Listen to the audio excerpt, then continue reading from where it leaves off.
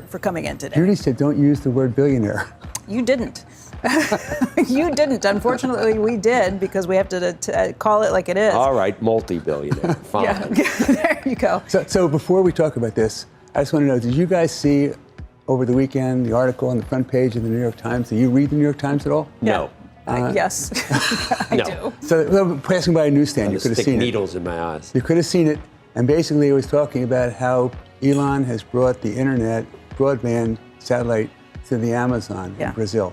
Brought it to the Amazon. People don't have clothes, and now they have the Amazon. Now they have the internet. Unbelievable what he's done. Unbelievable, changing the world. You know, it's been a big deal in Ukraine, too, on the war front. Hey, before we jump into what you think about Tesla and the pay package, whether you're going to vote in support of that, why don't we talk about how much you own? Because I was looking, and it looks like I've known you've been a very long time holder. Some of your funds own 2.7%, 3%, 2.8%. The Barron Partners Fund is almost 30% long position in Tesla. So you are a massive shareholder.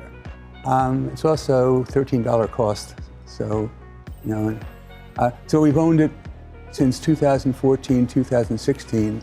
Between 2014, so I met him in 2010. 2014 and 16, it took me 4 years. He said, what took you so long? 2014 to 16, we invested $400 million, made about $5 billion at the peak. Now we made about $4 billion, sold about a quarter of our stock 3 years ago. How much do you hold now, though, in total? How many shares? I don't remember the number, but it's a big percentage of our assets. It's 7 or 8% of our assets in total. So what do you think about this pay package? This is a pay package that shareholders approved once this Delaware judge has overturned it, and now it's going back to the shareholders again. How will you vote your shares? We're voting for the package. But before I talk about that, there's 3 things I want to discuss with you today. Number 1 is contracts, of course. Then I want to talk about Elon's ecosystem, you know, all the different things he's doing. And then Elon, I want to talk about that, what he's accomplished. So about the contract. So first of all, he was, you know, when we started, these numbers are pretty cool. When we started, when I met him in 2010, they were doing 2,000 cars a year. And then in 2014, it was 31,000 cars. That's when we started buying. In 2016, 76,000 cars. And last year, 1,800,000. So significant growth. And he made promises, if he met these metrics of EBITDA, of revenues, of market cap, that he would get this extraordinary compensation. And the compensation, when he started, when the contract was signed, it was the company's market value was $53 billion. It got as high as $1 trillion, and it's now $550 billion. I think in the next 10 years, we're probably going to make 4 or 5 times our money again in Tesla. So he's created tremendous wealth for people, and he was paid, if this contract is enforced, which I think it should be, he's paid $56 billion. So it's like winning the lottery, you know, if you, and Joe was talking about before, you win the lottery, you don't tell someone, oh, I'm sorry, you won so much money, you have to give it back. I remember thinking at the time that the compensation deal was a crazy setup, but I also remember thinking at the time that I never thought he'd hit any of the metrics. No one He's did. hit every one of the metrics. So it's hard to imagine taking that back and clawing it back. Exactly. And so that's exactly how we viewed it. I said, man, if he hits this is fantastic, we're going to do so well. And again, I mean, he should have another contract going from this point going forward, where he's incented the same way, I'm hoping. So number 1, the contract. So 73% in 2018, 73% of the investors approved it. All of the disinterested parties who are directors, they approved it. And the people he has who are directors, these are not just flakes. They are Larry Ellison, one of the wealthiest men in the world, Hiro Mizuno. He was the head of the Japanese pension fund, the largest pension fund in the world, $1.5 trillion. Kathleen Thomas, Walgreens, Boots. So he had really, and of course, Robyn Denholm, who came later. But they all approved this, and they all thought this was a fair, fair agreement. So basically, number 1, all the disinterested directors approved it. Number 2, that's the will of the company. The will of the company and the will of the shareholders, so I think he should be, it's a legally binding contract. And then who sued? You had an individual who was a shareholder for hire with 9 shares, sued. And it took him 5 years to get the derivative suit certified, but class action wasn't, so he doesn't really represent all the shareholders. And the lawyer who represented them, when you talk about getting lucky, he has applied to the court for payment of $5.6 billion. $5.6 billion. And then he is asking for the payment to be made in shares of Tesla stock, which are depressed because of this lawsuit. It's crazy. And so I think that, it's really unfair the way they're addressing this. And I think that he earned it, and he deserves it, and he should be paid it. You've said for a long time, when we've asked you what your biggest concern about Tesla would be, is the key man theory, that so much is riding on Elon Musk being there. If he's not there, you don't think the company is worth the same. So what do you think happens if this package is not approved? What will Elon do? I can't see inside of his mind, but I know that he has created tremendous value for everyone. I know he has a big stake in Tesla. But when I started in business in 1970, one of the people who really helped me at the very beginning of my career was Jay Pritzker. He's Tom Pritzker's dad, and he's the founder of Hyatt. And we were talking about arrangements, and he said, Ron, if you need to have a contract, then you're doing business with the wrong person. You can't rely on a contract to do business. And you have to, he's a handshake guy. So if I say I'm going to do something, I do something. We said, as Tesla as a company, Elon, if you perform, this is what you're going to get. How are you going to go back and renege on that, especially when all the directors and all the shareholders approve it? It's crazy. So I think, I've lost your question, but. Andrew's got a question, too.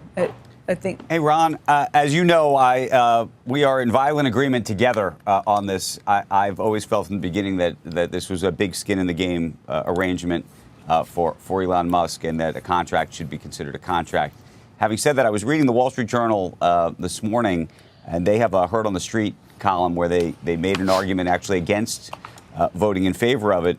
And one of the things they said, which was very interesting, and I wanted to get your perspective on it, was they said a lot of the shareholders in Tesla today are not necessarily the shareholders who were the shareholders in 2018. So they're new shareholders. So they may not actually have the same sort of skin in the game or sort of feeling that you would have about this. Maybe on the basis of contract law they should, but a lot of them may see this as, frankly, just an opportunity. It's an opportunity to figure out how much money they're going to pay Elon Musk, and also how much that is ultimately going to cost them, at least in the short term. And so I would ask, what would you tell a new shareholder who maybe wasn't there in 2018, how they should think about this? And it's very unique. Because the question is prospectively. They're paying for something that happened in the past, but in many ways they're paying for something that is hopefully going to happen for them in the future. Well, you're buying in right now at half the price it was 3 years ago. And in part, that's because of this controversy over this contract. So this is actually in your favor. And if he weren't to devote himself the way I believe he will devote himself to the company continuing, then you would be damaged as a new shareholder. You're buying into a company where you have one of the most exceptional, maybe the most exceptional, executive in this country, in the world, running your business. Do you really want to not treat him properly? For me, last year, getting out and talking to shareholders is really important. And today is a great opportunity to actually speak directly to retail shareholders who form quite a big part of the ownership structure of the company. And so for me, the ratification of the pay package is really about fairness. Fairness to our CEO.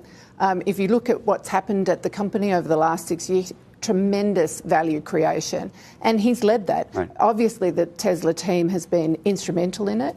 But if you sit back, shareholders have benefited tremendously. Over $730 billion of value creation. Employees have benefited tremendously. They're all shareholders in the company, so their stock has risen. Customers have benefited by the tremendous innovation. And the only person who hasn't been paid is actually the leader of the company, Elon. So, you know my view. I believe a contract's a contract. But there are others who say, and by the way, the court has suggested that this is just too much money. What do you say to that? Well, it's not about the dollars. It's actually about someone who took a huge risk from a pay perspective. No compensation would have been awarded had he not hit the milestones. And so for me, that risk reward is very important in corporate America. I think it's very important from reaching for the stars, if you like, or Mars in this case. But to me, it's about really setting things up, and Elon embodies that. Right. And so big, ambitious goals are things that drive innovation. And I think the options underneath this pay package are very well earned. Let me ask you this. If the pay package is not approved by shareholders, what do you think would happen? Yeah, well, obviously that's something the board has spent quite a bit of time deliberating. And when we were assessing all the different options after the January judgment came out, this is the best option. Ratifying the plan is the best option.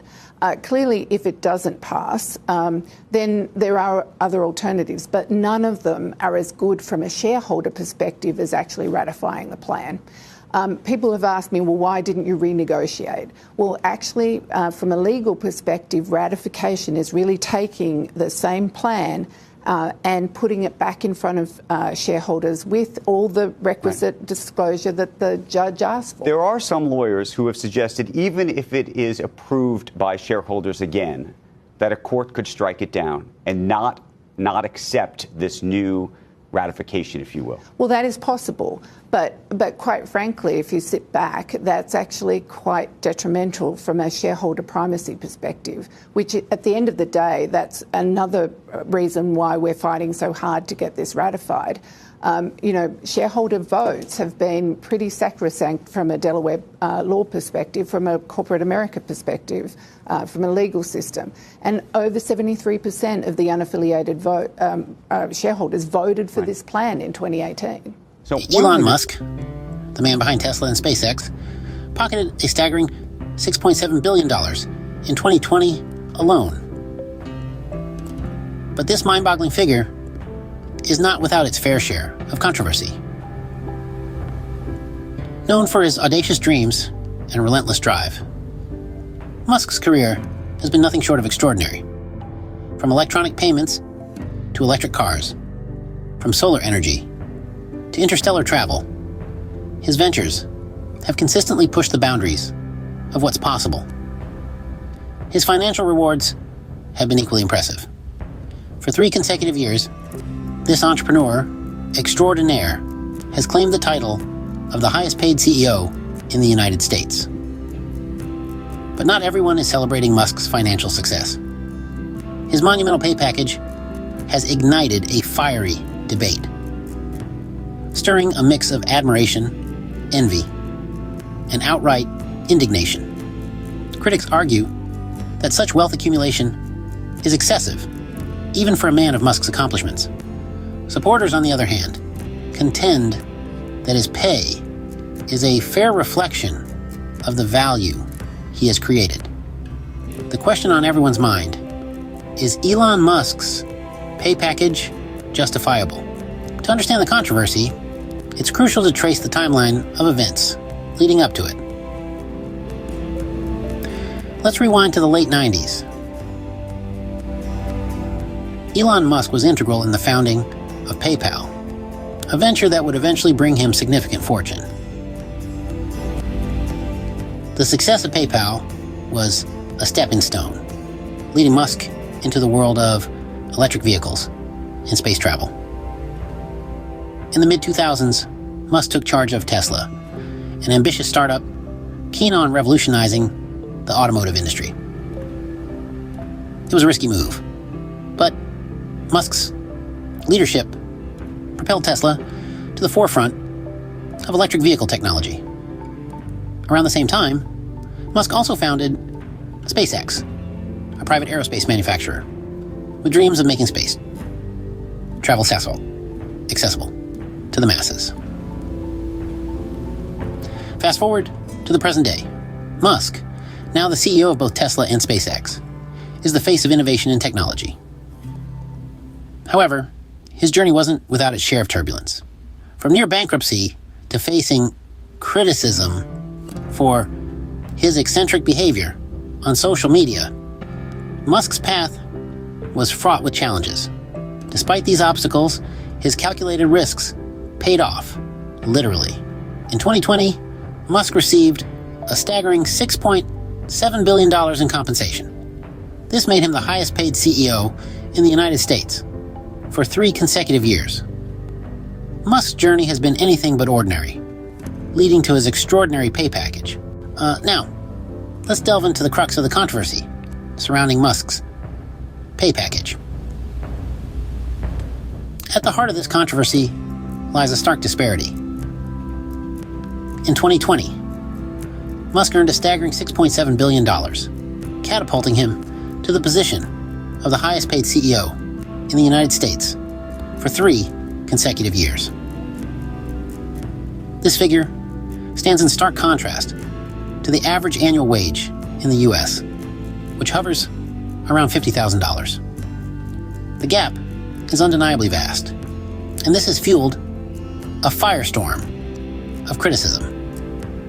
Critics argue that such disproportionate compensation packages contribute to social inequality and fail to align with the company's performance or the value that a single individual, even a CEO, can add. They point to Tesla's workers, asserting that they are not seeing comparable increases in their pay, despite the company's success. Some have even suggested that Musk's compensation could be better invested in the company, driving innovation and job creation. On the other side of the argument, Musk and his supporters argue that his pay is a reflection of his value to the company. They contend that Musk's visionary leadership, relentless drive, and ability to innovate have been instrumental in propelling Tesla to its current prominence. They also point out that Musk's compensation is largely tied to the company's stock performance, aligning his interests with those of the shareholders. The controversy has had tangible effects. Tesla's brand and stock have been impacted, with the company being removed from Wedbush's Best Ideas list due to the ongoing controversy. The public's perception of Musk has also been affected. Some view him as a pioneering entrepreneur, while others see him as a symbol of corporate greed.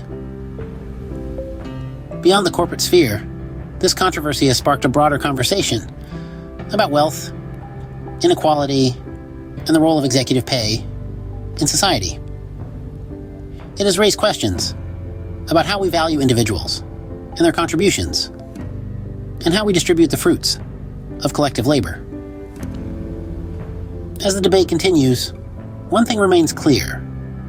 Elon Musk's pay package is as divisive as it is massive.